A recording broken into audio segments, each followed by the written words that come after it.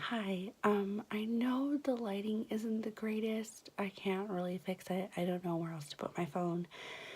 But I just finished filming a video and I decided to redo it because I was extremely frazzled and I still feel very frazzled, but I still really wanted to talk about this because it's really important. Um,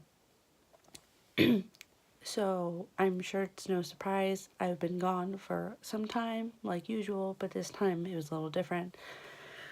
Um, we didn't post anything for the entire comeback of Shootout, and I have been gone from Twitter. I just completely fell off the face of the earth for a while, and I just want to talk about that. A few months ago, I want to say it was around October. Honestly, I have no idea. My depression and my anxiety were getting really severe and very difficult to deal with. Clearly, I'm okay now. I'm here, but there were a lot of times where I didn't think I would live to see another day, or I would wake up and go about doing things. It was just really difficult, and I just didn't know what to do with myself. I isolated myself. I invested myself a lot in school, surprisingly, and it was very hard to handle when I didn't get the grades I wanted. There's my dog. It was just very hard. I wasn't working very much, and like I said, I isolated myself. I pushed away Ashley and Ann. I'm not even sure that if they even realize that.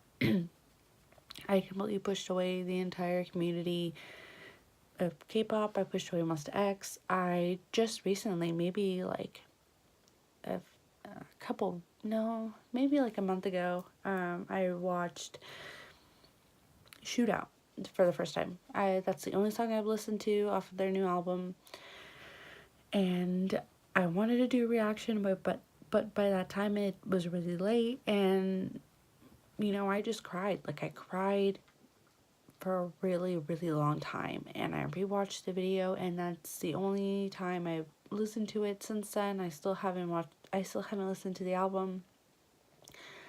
I was just in a very, very, very poor emotional state, and I deleted Twitter off my phone. I was just very overwhelmed and very stressed out about being a Monbebe. And I've been wanting to make this video since then because, no one should feel like that. Like, if you're ever in a community of sorts, you should feel good being a part of that. You should feel good putting yourself in an environment where you can meet other people that share the same interests, etc. My doggy's going to be sitting with me. I just got really overwhelmed trying to be a Monbebe,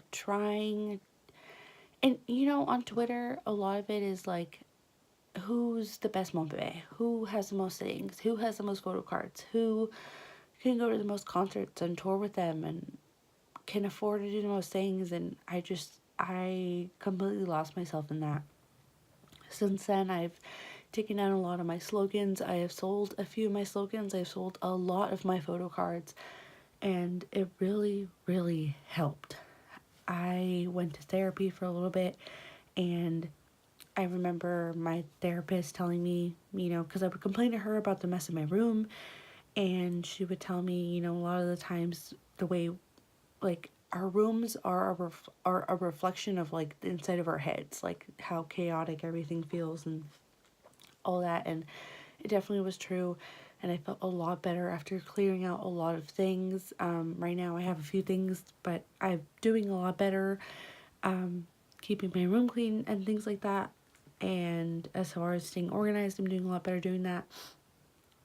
I'm doing a lot better, but I'm still incredibly overwhelmed. And, earlier I was thinking about slogans I had ordered and I was still missing one. And, like, the moment I started looking it up, like, going back on Twitter, I got, like, anxious and stressed out. And, for what? Like, why am I getting stressed out about something like that? And it's just, like, it's a lot. It started to feel like a lot of work. And I don't want it to feel like that. You know what I mean? I wasn't working very much, and I just was so stressed out about money. And that was the other reason I got rid of a lot of my photo cards and my slogans. It's just I wanted money. Like, a lot of my anxiety was centered around money, money, money. And that's still like something I get really stressed out about. But I guess I just wanted to say you shouldn't have to feel like you can't afford to be a fan. You know what I mean? You shouldn't have to feel like you have to buy these things to be a part of something.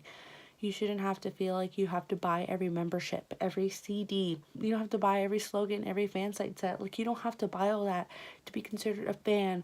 You know, you're considered a fan if you like their music, if you support them, if you tell your friends about them.